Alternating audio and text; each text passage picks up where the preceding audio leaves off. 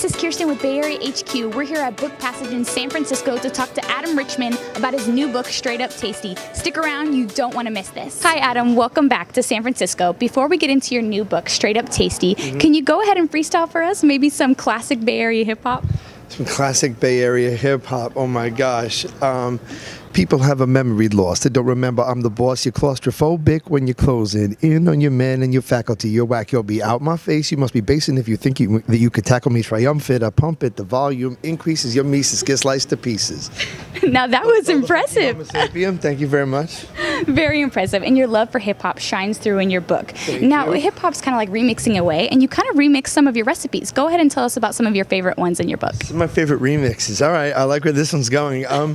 Well, I do, for example, there was a restaurant I went to, I filmed that, called Nosh in Portland, Maine. And the chef was a CIA grad who did this wonderful poutine, but he did it with pork belly. He had like sort of more of a Thanksgiving gravy on fries. So I wanted to do my version of a pork belly poutine. I love sweet potato fries. And when I was in Croatia, they were doing lots of wonderful stuff with root vegetables, leeks in particular. And I also love Szechuan food, something this city has in abundance, great Chinese. So I started cooking with leeks, and so I started doing a pork leek gravy on sweet potato fries and doing my pork belly poutine, but instead of the traditional cheese curds, again, stealing from another great restaurant called Luke in Los Angeles, I fell in love with burrata cheese again. So I do it with burrata, kind of a little bit more of an autumnal season pork belly. So it's like, I guess, autumn is when you want to pack on that comfort food. So that's a little bit of my, remix of that dish. Now that sounds amazing. Yeah, you're known for eating food on TV, and now you're going to be making the food. Does the recipes in Straight Up Tasty, are they pretty easy? Yeah, I mean, there's every level of difficulty. My thing was I'm not a chef. I don't have a restaurant or a line of cookbooks. This is my first one. And I think that food should be something that's fun and something that people are unafraid of approaching. So some are 2 ingredients, like my wasabi mayo. It's wasabi paste and mayo. I mean, yes, you could sit there and make your own mayonnaise and grate, the wasabi root, and that's awesome. But I think that most of us don't have that time, the ingredients, or that degree of convenience, to do that stuff.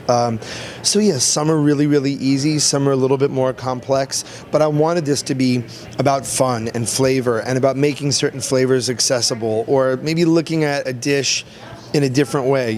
I made a French dip casserole. So the idea of like, well, how do you turn this sandwich into something you can serve a party? So I think it should be pretty fun and easy. That sounds great. Now, you also share some of your family favorites, including recipes from the best chef you know on the planet Earth. Tell everyone about this amazing person. Oh, that would probably be the lady who gave me life. That'd probably be Mom Richman. Yeah, my mother's, arguably my hero for so very many reasons. She's an extraordinary human being that I would be happy was my friend, even if she weren't my mom. But she also happens to be an unbelievable cook. And please, people write to my mom and tell her to sell her soups. I've been trying to get her to do it for years. But I have my mom's spinach pie, which was like the thing that I always would call from college and go, okay, make sure you have that when I come home. But I have her spinach pie. I had her chicken soup in my first book. I have grandma's brisket in here. So I guess I go multi-generational on you. So, It's fun, and it really is. The subtitle is Meals, Memories, and Mouthfuls from My Travels. And if I get inspiration from a restaurant, I want to give that restaurant credit, because I want people to try it. And part of, I think, what people expect when they see my name is, hey, where are you? I mean, literally, I just went to Blue Bottle down the corridor from where we are now, and they're like, where are you eating while you're in San Fran? So I make a salad from a restaurant on 32nd Street called Miss Korea. And I mention, hey, if you're in New York, try Miss Korea, and if you can't get to New York, try my version of this salad. That's amazing. Now, when was the last time you went home to actually have Mom's cooking? Oh my gosh, I was home. Luckily, I came home from London on Mother's Day. I got my mom and grandma a very nice gift, but we ate out at a restaurant. So I miss Mom's cooking for sure. I miss Mom's cooking. So hopefully this summer I can have like a barbecue with her and Mom could drop the hammer. Little vacation. Yeah, exactly. Now, is it true you have a travel journal of every restaurant you've even gone to since 1995? Quite a few. Yeah, the journal started in 95 when I was in college in Atlanta, and I found this really amazing restaurant. It started like a diary entry. To be 100% honest, this is something you never do with a reporter, but like you, I had a really wicked breakup, and I bought one of those blank Moleskine books to write college, sappy black turtleneck breakup poetry. And I started writing, and this kind of diary entry became a review of the restaurant, sort of, but the way it affected me and the way certain dishes really made me feel and the decor. And I started writing more of them, and suddenly I had this journal, basically, of places I had gone. And so now it's just like a little fact or a matchbook or a little tight. Now it's mostly digital, but yeah, I always try to add to my knowledge base. So it's safe to say that breakup kind of helped you. In some ways, yeah. I guess that's one good way of looking at it, I suppose. Now, tell us some of your favorite straight up tasty places here in the Bay Area. Oh my God, I literally was just saying this to the young lady at Blue Bottle. Like, this is one of my 3 or 4 favorite eating cities in the entire United States. In fact, I can tell you it's New York, New Orleans, Austin, Chicago, and San Francisco. And honorable mention, Honolulu, Hawaii. But, gosh, in San Francisco, I mean, sadly, Chris Cosentino's restaurant is no longer there. But I love Bocalone here. I love Saigon sandwiches and the tenderloin. I love Nopalito on Divisadero. I love the Alembic on Haight. There's so many great Chinese places to find. I mean, you just have to say, like, what's your favorite Cantonese, your favorite Szechuan? I love Il Cane Rosso here. Wexler's on California is pretty remarkable. Gary Danko. I mean, I've had such wonderful meals here that it's so difficult to picture. Ike sandwiches, you know what I mean? There's, what's the one? A Little Skillet, a little hidden place sort of in the Tech District. Namugaji, incredible food at Namugaji. So, I mean, that's the nice thing is that in San Francisco, is like, everyone says, don't want no mediocre. San Francisco's mediocre, other cities like at their finest. So there's just so much awesomeness, yeah. Now, aside from food, though, what do you like most about the Bay Area? Oh, God, how much time do you have? The architecture, the lovely individuals of the opposite gender, the history, the sort of amazing variance from neighborhood to neighborhood. How Telegraph Hill doesn't look anything like the Embarcadero, doesn't look anything like, Union Square. I love how much San Francisco utilizes the agriculture in the area in its food sources. I love the creativity of this city, how green it is.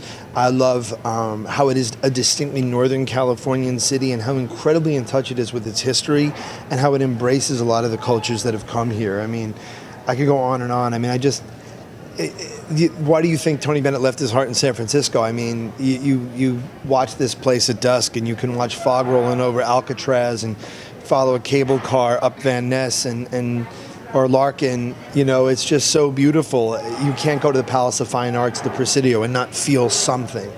It's very diverse, that's for sure. Now, Now, going back to food, though, you even share some recipes you created as a struggling actor. How cool was it to play the Butcher God in an episode of Joan of Arcadia? Oh, my gosh. Oh, my gosh. Yeah, I remember. I'll never forget this. The Jufro was an untamable entity at that time, and I remember they weren't sure what to do with it, and I remember a PA coming into the makeup going, "No, they like it messy like it is." And I was like, "This is how it normally looks. Thank you for letting me know it's messy." I mean, it was awesome. It was super validating. I'd come out of drama school barely a year before, and it was a proper guest star role. It wasn't an under 5. It wasn't a featured extra.